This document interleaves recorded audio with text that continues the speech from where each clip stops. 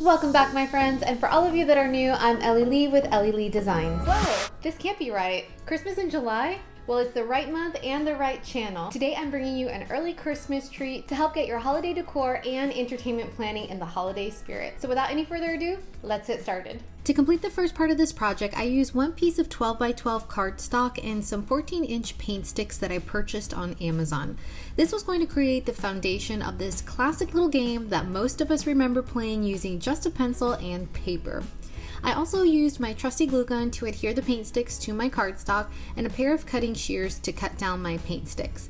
Now you'll see that I started by cutting with my favorite scissors, and as much as it did work, it was a lot harder to cut them with the scissors because some paint sticks were thicker than others, so I don't really recommend it. Now I didn't really have any rhyme or reason for the placement of the paint sticks other than I knew I didn't want them to line up perfectly. For those of you that have been with me for some time, you know how much I love a rustic look, and for those of you that are joining me for the first time, welcome! And to embrace the Christmas in July holiday spirit, as soon as you've guessed what game I'm talking about, let me know in the comment section below using a Christmas tree emoji next to the name of the game you think it is. Once I completed the front side, I repeated the same steps on the back side of the cardstock so that the cardstock was no longer visible, and also to have a more firm surface to work with since it was still pretty bendable. You'll see another reason why I opted to do this a little bit later in the project. Alright my friends, I hope you've shared your guesses by now because this step is about to give it all away. I used some tumbling tower blocks from the Dollar Tree to create an outline for 9 squares. I didn't use exact measurements because I really wanted to give this a finished but cozy handmade feel. I just simply worked with the sizes of the blocks and tried to keep a relatively evenly spaced border around the leftover surface area. This layout set the structure for our Christmas themed tic-tac-toe game board. Did you guess correctly? Let me know below. Next, I used some natural bamboo craft sticks that I also bought on Amazon to give the edges a higher quality finished look.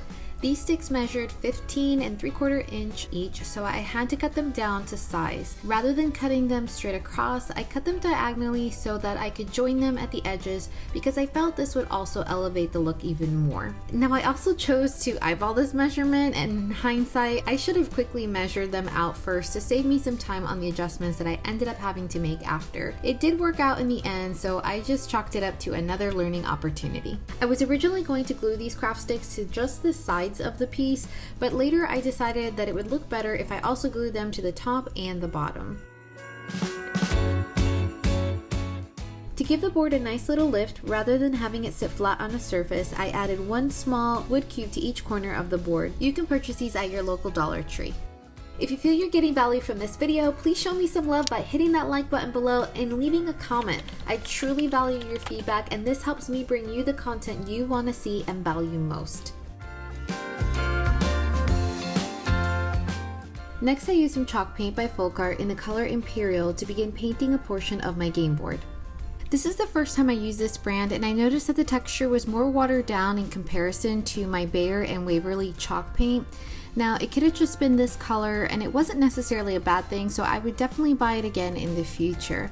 I will say though, I was impressed with the coverage, and the color was absolutely beautiful.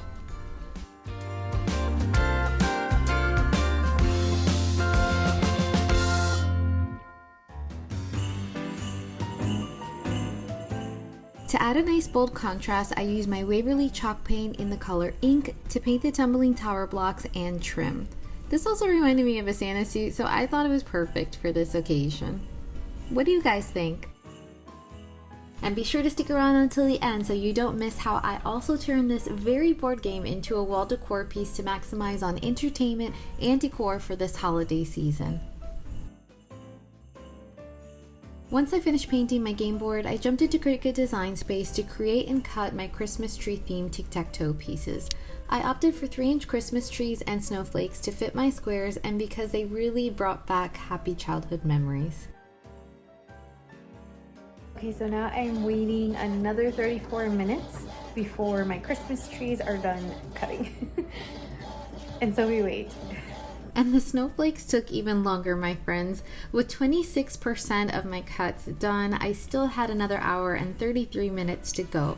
If you prefer not to wait, you can always purchase some fun Christmas themed pieces that you can improvise with. But since I have my Cricut machine and I had some basswood available, I decided to use it and I just stuck it out to the end. Now, if I had to go back and do it all over again, I may have opted to change the shapes I used due to the size that I was working with. The basswood is really easy to break if you aren't careful with it, so I used some super glue to reattach some of the pieces that had come apart. Since my Cricut machine left markings on my cutouts, I decided to use some Alex Fast Dry to add texture to my pieces. This helped to hide the markings and also added a very beautiful, textured, and rustic look to the pieces that ultimately improved the quality as well. This isn't the first time this has happened to me, so if any of you know of a way to prevent this from happening, please share in the comment section below. This would be very helpful to me and may also help someone else in our YouTube family. Next, I used some of my Behr chalk paint in the color white to paint my snowflakes, and I used my Waverly chalk paint in the colors moss and truffle and my apple barrel paint in the color antique gold to paint my Christmas trees. I then topped off my snowflakes and tree stars with some Decor Craft Twinkles brush on glitter paint. And don't forget to check out the description box for items used in today's project. For the final step, I dry brushed some of my white chalk paint over the Christmas trees to give them a flocked look, and that completed our Christmas themed tic-tac-toe board game, or I guess I should say wood game.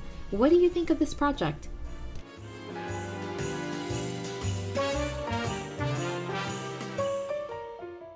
Now, if you haven't already visited DesignBundles.com, I highly recommend it because they have so many great SVG files and bundles that you can use for all kinds of occasions. Be sure to look out for their dollar bundle sale too. You won't want to miss it. And this video is not sponsored by DesignBundles at all. I just love sharing a good deal when I find one, and you definitely get your money's worth with these bundles.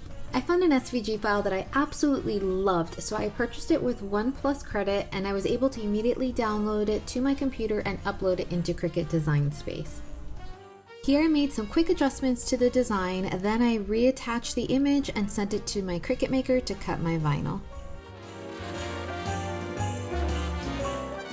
Now, just a quick reminder to peel your mat off your vinyl and not your vinyl off your mat. This will help prevent damaging your vinyl or any material that you use. As you can see, some bad habits just don't go away easily. I still touch my vinyl when removing my transfer tape, only this time, thankfully, I didn't get it stuck on my fingers unlike some of my prior videos.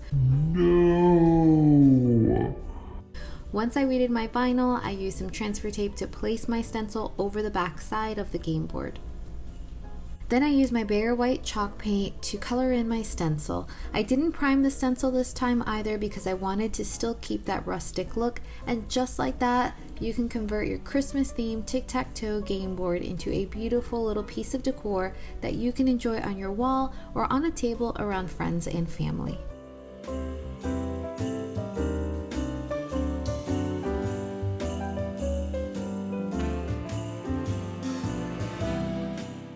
Do you think you'll give these a try this holiday season? Let me know in the comment section below, and don't forget to tag me on my social media. I'd love to see what your version looks like. And before you go, don't forget to take a look at these videos that you may also enjoy. And until the next one, bye.